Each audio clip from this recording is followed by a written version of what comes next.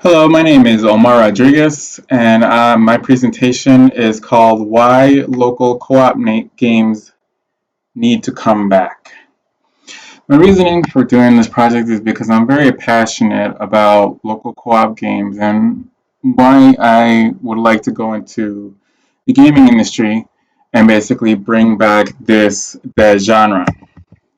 So the history of multiplayer games. What I'm going to start out with is games and how they started out as local multiplayer, the death of multiplayer games, the rise of multiplayer games, and why multiplayer games need to come back, and the benefits of multiplayer games. First, games started out as local multiplayer. The first game that ever came out was Pong, and that was created for two players back in the 1950s. It was on this huge computer system, but basically it created the entire genre of local multiplayer games. And continuing from there, the next games that came out was Tetris for Atari. That was a two-player game as well. Then after that was Double Dragon on the Super Nintendo and X-Men for Super NES. All multiplayer games, fantastic games that are still playable today. Now, the death of multiplayer games and when they started dying and what is taking over. In this next part, I'm going to go ahead and cover all those things to show why these games have died and what is causing them to die. The first thing that created the video games or the local co-op, couch co-op games to die is the internet. As soon as the internet was created, all the gaming company followed and started creating games that were more that involved the internet basically. The rise of online multiplayer games and the benefits of online multiplayer games, as well as the harms of multiplayer gaming. In this section, I'm going to go ahead and cover both what the benefits are, what they possibly could be, and also what the harms of them are as well.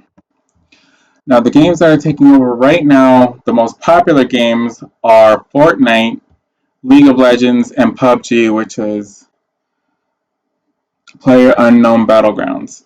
They're all games that really are just based on competition. They don't really have much as far as you can't really invest much in these video games other than just the competition.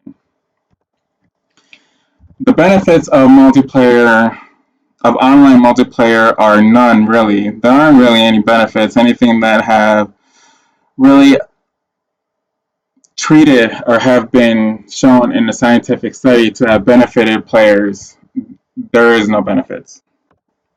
There are a lot of harms when it comes to online multiplayer games. There is fee transactions or multi-transaction microtransactions which cause gamers to spend a lot of money on small things like dances and new costumes and things like that. Isolation and bullying. Bullying is a huge one. I'm going to get into that one. Online bullying has been shown to be prevalent in video games, especially when it comes to people of different nationalities, different backgrounds, different cultures, as well as women. Women suffer horrendous amounts of bullying online when it comes to video games. In my opinion, these next slides are going to present my reasoning for why multiplayer games need to come back. Again, I'm very passionate about these things. My husband and I are multiplayer games. Like we love couch co-op games.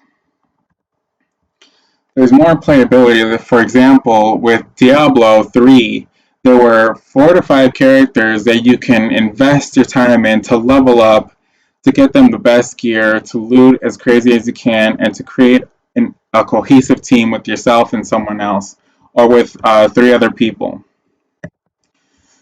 And further investment of the player, there are other multiplayer games like Borderlands 3. They have a skill tree set where they have 4 different characters that you can mix and match the skills with to create the best playable character, best playable character for yourself as well as someone else with you.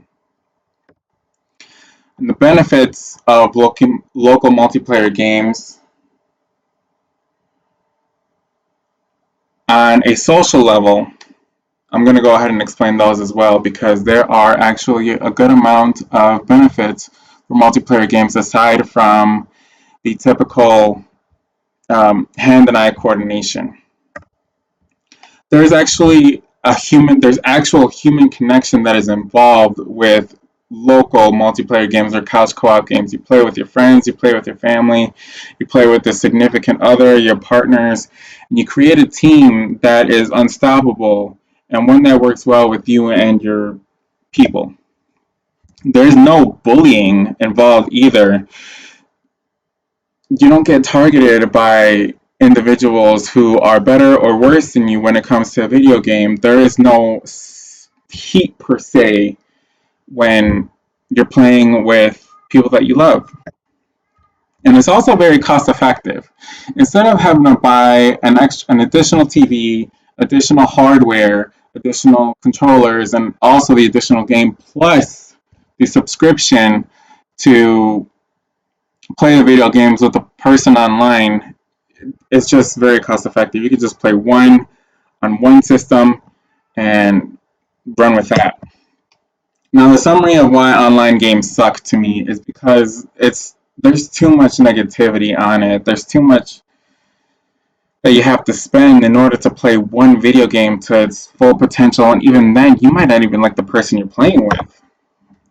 And local multiplayer needs to come back because it really brings together families and friends to enjoy one night of gaming. You grab your snacks, grab your loved ones, grab your homies, and just go ahead and play that game. My name is Omar Rodriguez, and this is my presentation on why multiplayer games need to come back, couch co-op style.